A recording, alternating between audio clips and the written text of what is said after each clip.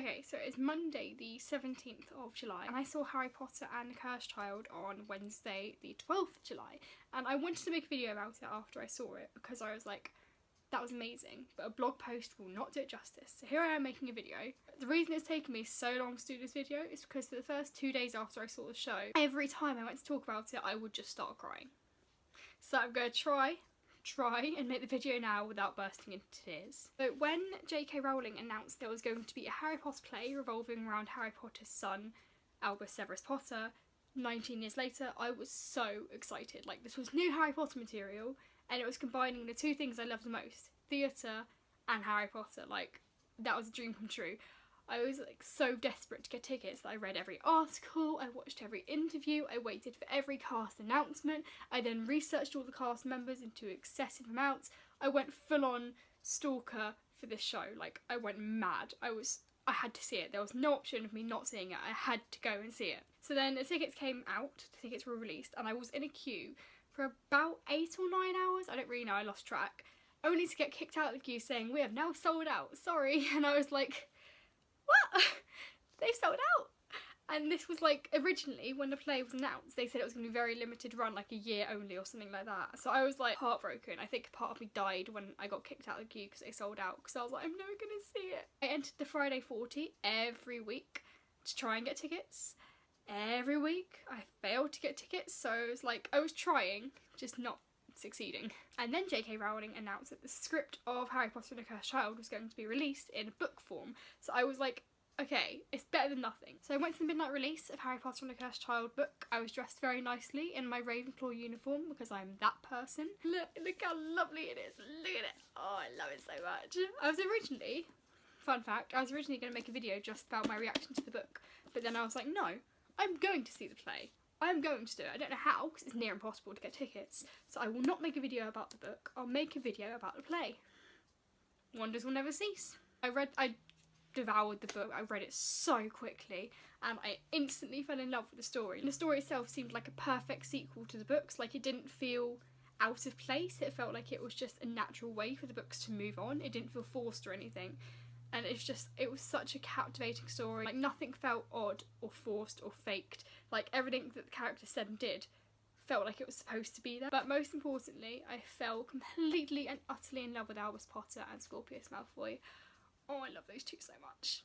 Like, they're so imperfect that they are perfect. Like, they're relatable. The only bad thing about reading the script is it made me want to go and see the play even more. Like, there were parts of the script that I was reading, and I obviously, because I've done drama, I know that words don't come out monotone. They have like feelings in them and they have meanings, and some words have emphasis that some don't. But even this, I was like, I don't know how they're going to act that. Like, I don't really know what the feeling of that is. And there's stuff like stage directions in the play that you can kind of see how they would do it.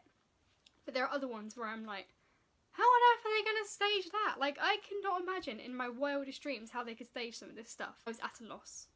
So I needed to see it to see how they staged it. So I continued to do the Friday 40 every week, unsuccessfully. I didn't think at the time to do returns, but now I know that you can get returned tickets.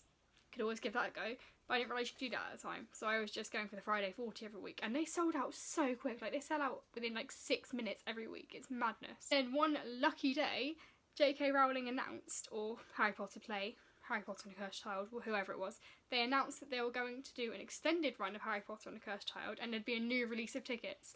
I was so excited. I said to two of my friends, guys, we have to get tickets for this. Like, this is not an option this time. Last time, we didn't get tickets. This time, we have to. If we don't, that's it. I'm going to just go cry in a corner for the rest of my life until I die. We have to get tickets. So me and my two friends sat in queues on our computers, waiting to get tickets. I had my laptop, my iPad, and my phone all open, trying to get tickets in a queue. And then I had to go to work after like 3 or 4 hours. So I went to work in the worst mood imaginable because I had to close all my tabs down, I had to leave the queue. I was like, that's it.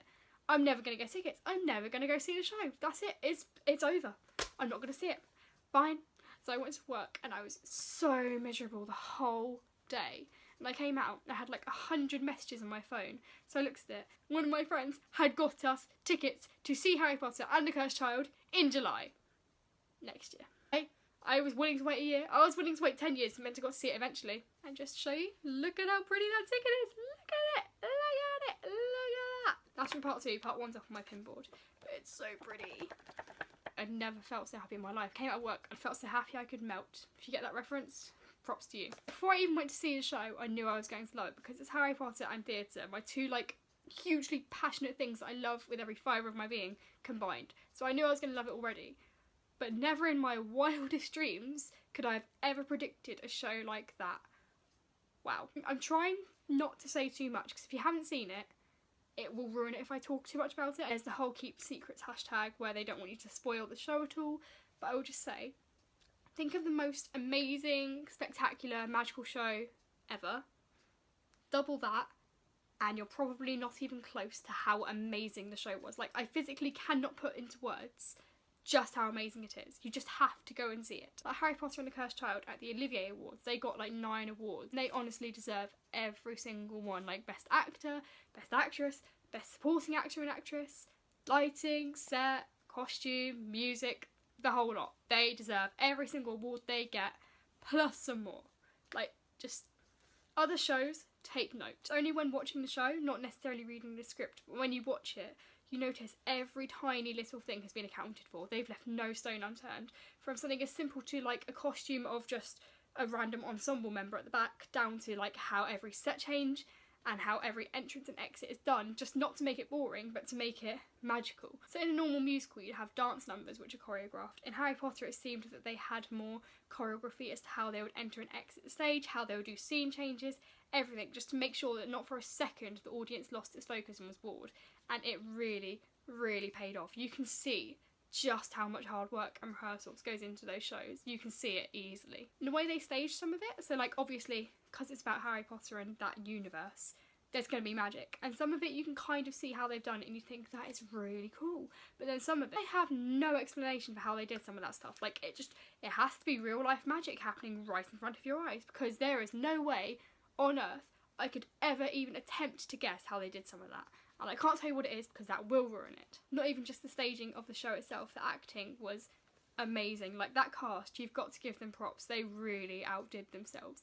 Like all the acting was phenomenal. There are some really emotional scenes and they just completely fulfilled it. That looked like a tough show to be a part of. They make it seem easy.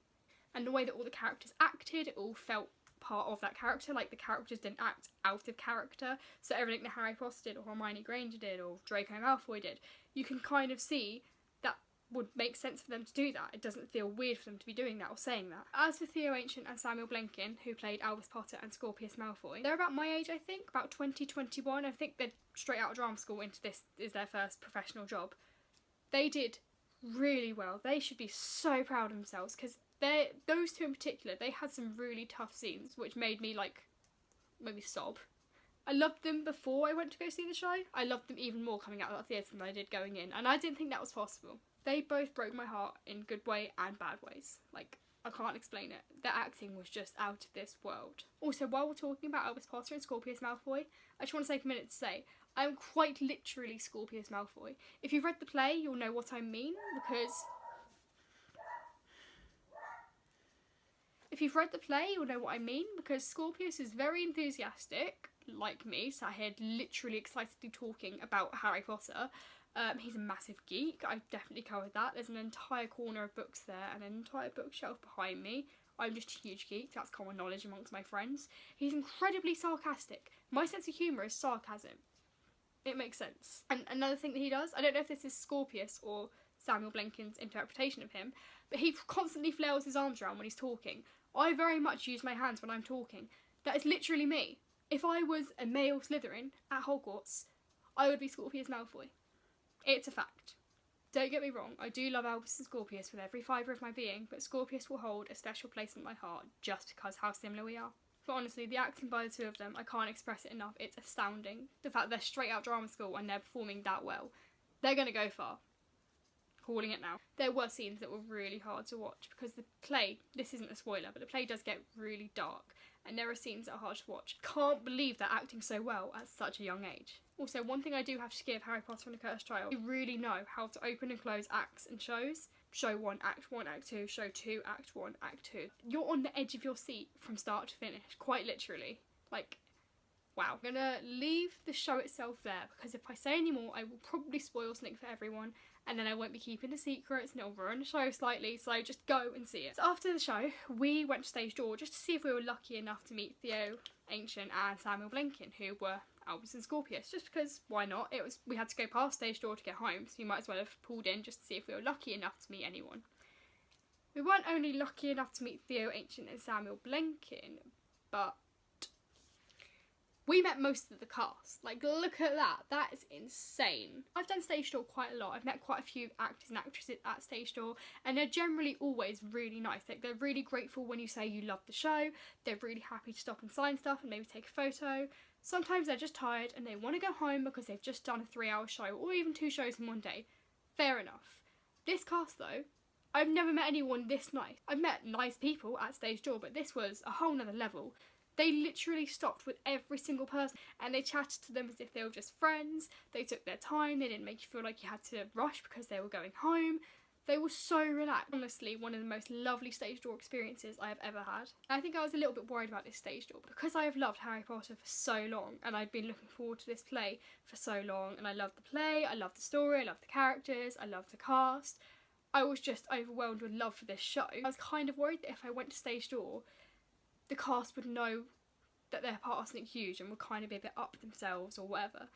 I had no need to worry. They were not up themselves at all. They were so down to earth, so nice. It was kind of a shock how nice they were. Especially Theo and Samuel, they were really patient with everyone. They made sure everyone was happy. They kind of made everyone feel special while they spent time with them.